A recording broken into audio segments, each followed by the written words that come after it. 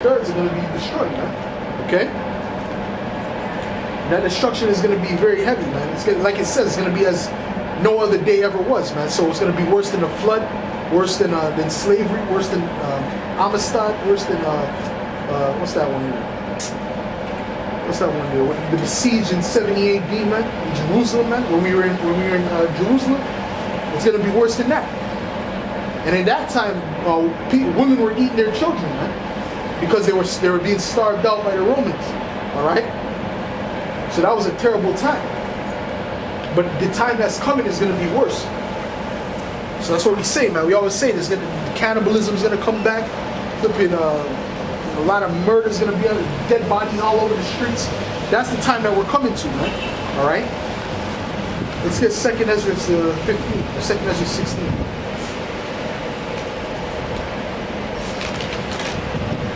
This is 2nd Ezra 16.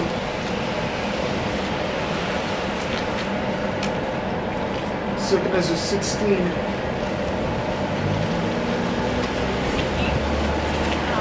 No, it's like 2nd Ezra 15 is what it is. Yeah, 2nd Ezra 15.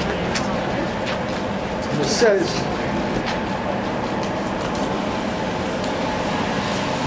Second Ezra 15 and 15. Actually 14. 2nd Ezra 15 and 14. Woe to the world and them that dwell therein. For the sword and their destruction draweth nigh, and one people shall stand up to fight against another, and swords in their hands. All right. For the swords don't mean necessarily actual physical swords. It means anything that's a weapon. Okay, whether it's a gun, whether it's a knife, all right, whether it's a baseball bat, it doesn't matter. The sword represents a weapon. All right. And it says, for there shall be sedition among men and invading one another. All right, sedition. I think it basically means. I looked it up as far as my recollection. It means an uprising. Okay, like against the government. All right. And it says, for there shall be sedition among men and invading one another. They shall not regard their kings nor princes, and the course of their actions shall stand in their power. A man shall desire to go into a city and shall not be able to. All right, and shall not be able to because there's going to be quarantines. There's going to be certain cities locked off. Now, the police are going to be locking off certain cities, man. There's going to be another thing. There's going to be outbreaks, contagious outbreaks, pandemics. All this is going to happen at one time, man. I mean, it's going to be terrible, man.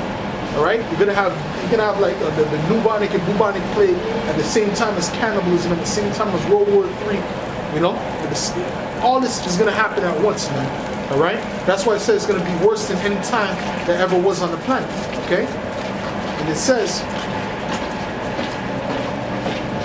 a man shall desire to go into a city and shall not be able, for because of their pride the city shall be troubled, the houses shall be destroyed, and the men shall be afraid. A man shall have no pity upon his neighbor, but shall destroy their houses with the sword and spoil their goods because of the lack of bread and for the great tribulation. All right. So there's going to be a great lack of bread. All right. You're not going to be able to go into the store and buy water, buy an Esco water, buy some bread. You're not going to be able to do that. Okay, because the Most High is going to basically put it where these truckers ain't going to be coming into the city because it's going to be so bad. All right, and there's only about 3 days worth of food in the stores, man.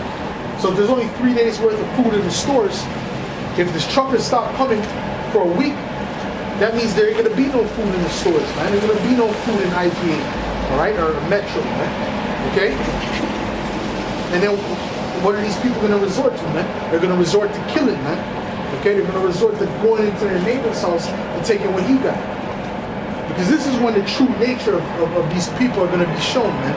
The true nature, man. The true nature of these people ain't going to be shown in this time, man. It's going to be shown when they're at their last, that when they have nothing, all right? When they have nothing left. That's when the true nature of these people are going to be shown. Okay?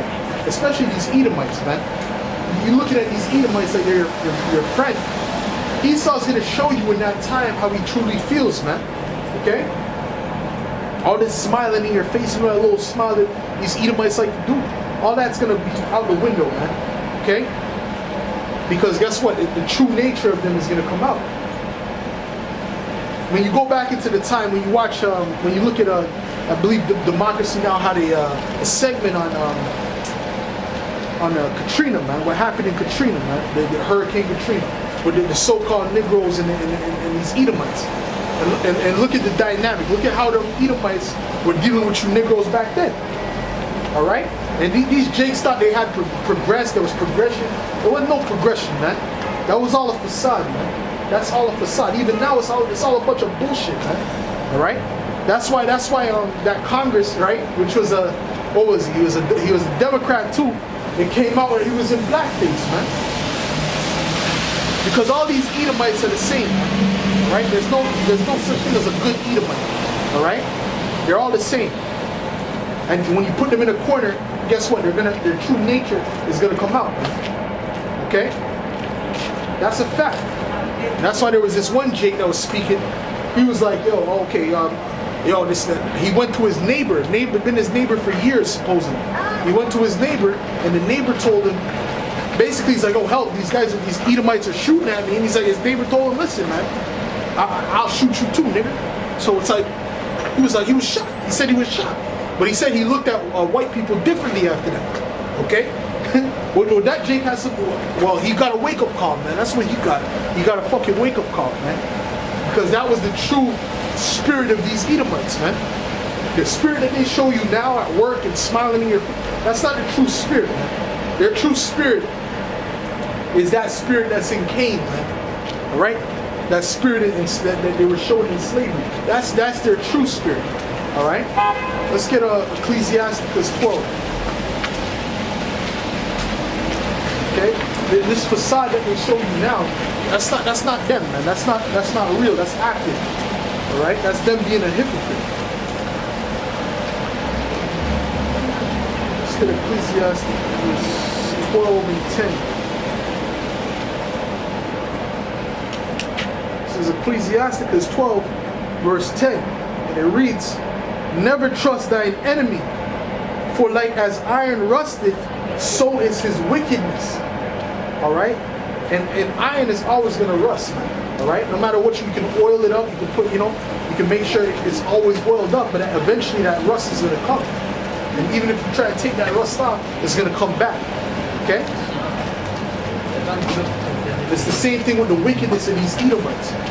Right? You can't wipe off the wickedness of Esau, man. Esau's going to continue to be wicked.